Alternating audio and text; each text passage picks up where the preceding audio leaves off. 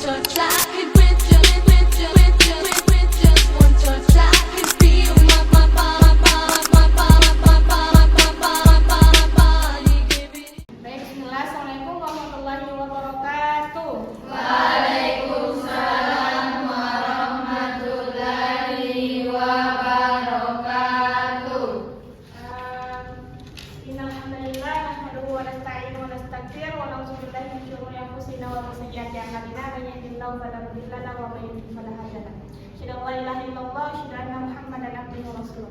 Pertama-tama marilah kita panjatkan puji dan syukur kita kepada Allah Subhanahu wa taala karena atas limpahan rahmat dan hidayah-Nya sehingga kita dapat berkumpul dalam keadaan sehat walafiat. Dan terlebih pula kita kirimkan salam dan salawat kepada junjungan kita yaitu Nabiullah Nabi Muhammad sallallahu alaihi wasallam. Adapun kami di depan teman-teman sekalian ingin memaparkan atau mempresentasikan makalah pendidikan inklusif, yang dimana dengan judul konsep pendidikan inklusif. Untuk mempersingkat waktu, saya alihkan ke pemateri pertama. Baik, terima kasih atas kesempatan yang telah diberikan. Langsung saja pada materi pertama, yaitu ada definisi pendidikan inklusif. Pendidikan inklusif adalah suatu sistem penyelenggaraan pendidikan yang memberikan kesempatan kepada semua pendidik, termasuk yang memiliki kelainan dan potensi kecerdasan atau bakat istimewa, untuk mengikuti pendidikan atau pembelajaran dalam lingkungan pendidikan yang sama dengan pendidik pada umumnya, dengan peserta didik pada umumnya. Dalam konteks tersebut, pendidikan inklusif mencakup penempatan anak-anak dengan kelainan tingkat ringan, sedang, dan berat secara penuh di kelas reguler. Dalam pendekatan pendidikan inklusif terdapat tuntutan yang besar terhadap guru-guru reguler maupun pendidikan khusus. Guru-guru harus mampu mengajar setiap anak sesuai dengan kebutuhan individual mereka. Kemudian inklusif diartikan sebagai sistem layanan pendidikan khusus yang mengharuskan semua anak berkebutuhan khusus dan anak berkelainan untuk menerima layanan pendidikan di sekolah-sekolah terdekat dalam kelas biasa bersama teman-teman sebaya mereka. Sekolah inklusif pada dasarnya adalah sekolah yang menerima semua siswa dalam kelas yang sama dan menyediakan pendidikan yang sesuai dengan kebutuhan dan kemampuan setiap murid.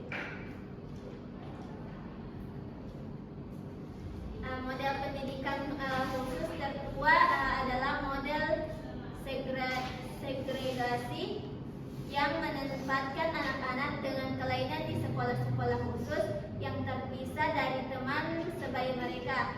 Sekolah-sekolah tersebut memiliki kurikulum, metode pengajaran, sarana pembelajaran, sistem evaluasi, dan guru yang khusus disediakan untuk anak-anak dengan kelainan. Adalah bahwa model segregatif relatif mahal karena membangun sekolah khusus di setiap desa atau kenagarian tidak mungkin dilakukan pada pertengahan abad ke. Sekolah inklusif juga menjadi tempat di mana setiap anak dapat diterima, menjadi bagian dari kelas tersebut dan saling membantu dengan guru dan teman sebayanya serta anggota masyarakat lainnya sehingga kebutuhan individual mereka dapat terpenuhi. Pendidikan inklusif adalah suatu pendekatan yang mengakui setiap anak sebagai pelajar dan menekankan bahwa sekolah reguler harus mampu mendidik semua siswa dalam masyarakat tanpa memandang keadaan fisik, intelektual, sosial, emosional, linguistik, atau perbedaan lainnya.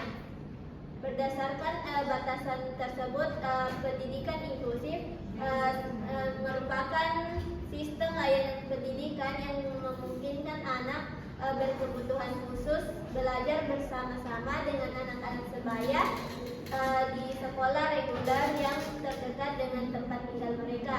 Sekolah tersebut harus menyediakan layanan pendidikan yang sesuai dengan kebutuhan khusus masing-masing anak.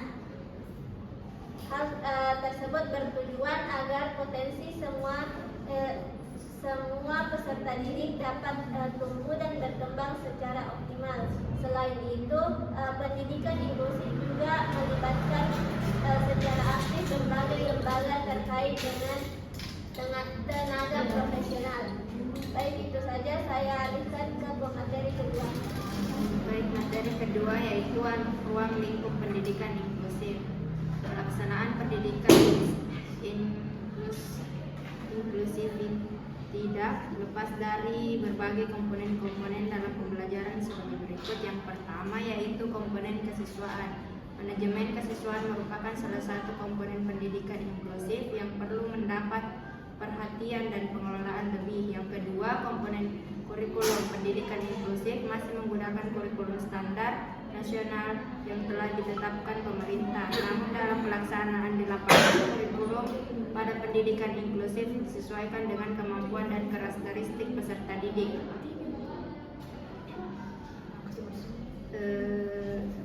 Satuan pendidikan penyelenggaraan pendidikan inklusif adalah kurikulum tingkat satuan pendidikan atau KTSP yang mengakomodasi kebutuhan dan kemampuan peserta didik sesuai dengan bakat, minat, dan potensinya. Model kurikulum pendidikan inklusif terdiri dari model kurikulum reguler, model B, model A, model kurikulum reguler, B, model kurikulum reguler dengan modifikasi, C, model kurikulum program pembelajaran individual. Yang ketiga, komponen pendidikan dan tenaga kependidikan. Tenaga kependidikan merupakan salah satu unsur penting dalam pendidikan inklusif. Tenaga kependidikan dalam pendidikan inklusif mendapat porsi tanggung jawab yang jelas, berbeda dengan tenaga kependidikan pada pendidikan non-inklusif. Guru yang terlibat di sekolah inklusif yaitu guru kelas, guru mata pelajaran, dan guru pembimbing khusus. Manajemen tenaga kependidikan antara lain meliputi inventarisasi pegawai, pengusulan formasi pegawai, pengusulan pengangkatan, kenaikan tingkat, kenaikan berkala, dan mutasi, mengatur usaha kesejahteraan, mengatur pembagian tugas. Yang keempat yaitu komponen sarana dan prasarana. Manajemen sarana prasarana, sekolah bertugas merencanakan, mengorganisasikan, mengarahkan, mengkoordinasikan, mengawasi, dan mengevaluasi kebutuhan dan penggunaan sarana prasarana agar dapat memberikan sumbangan secara optimal pada kegiatan belajar mengajar. Yang kelima, komponen keuangan atau dana. Pendanaan pendidikan inklusif memerlukan manajemen keuangan atau pendanaan yang baik. Walaupun penyelenggaraan pendidikan inklusif dilaksanakan pada sekolah reguler dengan penyesuaian namun tidak serta-merta pendanaan penyelenggaraannya dapat diikutkan begitu saja dengan pendanaan sekolah reguler. Dalam rangka penyelenggaraan pendidikan inklusif perlu dialokasikan dana khusus yang antara lain untuk keperluan: yang pertama, kegiatan identifikasi input siswa; yang kedua, modifikasi kurikulum; yang ketiga, insentif bagi tenaga kependidikan yang terlibat; yang keempat, pengadaan sarana prasarana; yang kelima, pemberdayaan peran serta masyarakat; yang keenam, pelaksanaan kegiatan belajar mengajar. Yang keenam yaitu komponen lingkungan atau hubungan sekolah dan masyarakat. Sekolah penyelenggara pendidikan inklusif perlu mengelola dengan baik hubungan sekolah dengan masyarakat agar dapat tercipta dan terbina hubungan yang baik dalam rangka upaya memajukan pendidikan di daerah. Baik, itu saja, saya alihkan ke materi ketiga. Baik, selanjutnya prinsip-prinsip pendidikan inklusif. Prinsip-prinsip pendidikan inklusif secara fundamental. Praktik penyelenggaraan pendidikan inklusif bagi ABK mengacu pada dokumen internasional Salamka dan Deklarasi Universal Hak Asasi Manusia yang menjamin seluruh hak anak di dunia untuk memperoleh haknya dalam bidang pendidikan tanpa kecuali. Salah satu prinsip dasar yang dikeluarkan oleh dokumen internasional yaitu semua anak mendapat kesempatan yang sama untuk bersekolah tanpa memandang perbedaan latar belakang kehidupannya. Pendidikan inklusif mengakomodir semua jenis perbedaan peserta didik, baik yang berkebutuhan khusus maupun anak yang normal. Pendidikan inklusif berusaha merespon berbagai kebutuhan peserta didik sesuai kemampuan dan potensi dirinya. Secara konseptual, prinsip dasar pendidikan inklusif yang memberi ruang dan waktu kepada anak berkelainan untuk belajar di kelas inklusif bersama anak normal. Prinsip-prinsip pendidikan inklusif itu, yang pertama, pendidikan inklusif membuka kesempatan bagi semua jenis siswa. Pendidikan inklusif menjauhkan sikap diskriminasi dan merangkul atau mengakomodasi semua jenis siswa, termasuk siswa yang berkebutuhan khusus. Anak berkebutuhan khusus merupakan bagian integral dari pendidikan inklusif, memiliki hak yang sama dengan anak yang normal. Kedua, pendidikan inklusif menghindari semua aspek negatif dari pelabelan. Pendidikan inklusif berusaha menghindari sebutan negatif bagi anak berkelainan dengan sebutan yang lebih positif dan mendukung. Misalnya, anak tunalaras yang dulu disebut dengan anak gangguan penyesuaian diri atau label negatif menjadi emotional and behavioral difficulties atau EBD, atau masalah emosi dan perilaku yang berubah menjadi PESD, atau masalah perilaku, emosi, dan sosial. Ketiga, pendidikan inklusif selalu melakukan check and balance. Maksud dari prinsip ini yaitu semua pihak lembaga pendidikan tidak bekerja sendiri, melainkan selalu melibatkan pihak-pihak yang berkaitan dengan kepentingan siswa, seperti orang tua, masyarakat, dan para ahli yang berkaitan dengan karakteristik khusus, misalnya konselor sekolah, psikolog, psikiater, pekerja sosial, dan sebagainya. Semua komponen pendidikan baik internal maupun eksternal bekerja bersama-sama untuk membantu siswa, khususnya siswa yang berkebutuhan khusus, untuk menumbuhkan potensi diri dan kemampuannya. Dalam penyelenggaraan pendidikan inklusif, terdapat beberapa prinsip umum yang wajib dipahami oleh seluruh pemangku kepentingan, mulai dari kepala sekolah dan guru hingga staf administrasi. Yang pertama, pendidikan harus bersifat ramah, di mana sekolah menciptakan komunitas kelas yang terbuka dan menghargai keberagaman serta menjamin hak anak untuk mengembangkan potensi di lingkungan yang aman. Guru pun diharapkan memiliki sikap positif tanpa menganggap anak berkebutuhan khusus atau ABK sebagai beban. Yang kedua, pendidikan harus berfokus pada pengembangan seoptimal mungkin dengan menyesuaikan kurikulum terhadap perbedaan kemampuan dan kebutuhan unik setiap anak.